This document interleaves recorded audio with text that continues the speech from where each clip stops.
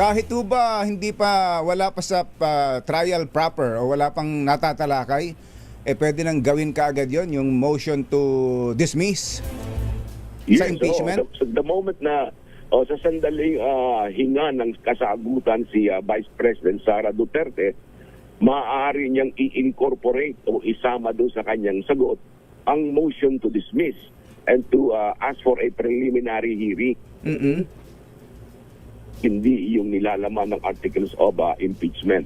Iyan ay bagamat wala yan sa rules ng Senado, hindi naman yan ipinagbabawal.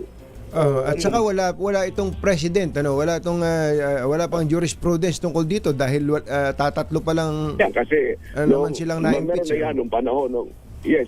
Nung panahon ng impeachment cases ni Pangulong Estrada at ni Chief Justice Corona, yan ang unang ginawa ng mga abogado nila, na bukod doon sa answer ay motion to dismiss or motion to quash the articles of impeachment, ay isinama nila yon. At yun ang unang tinalakay. Bagamat yun ay hindi pinagbigyan ng Senado.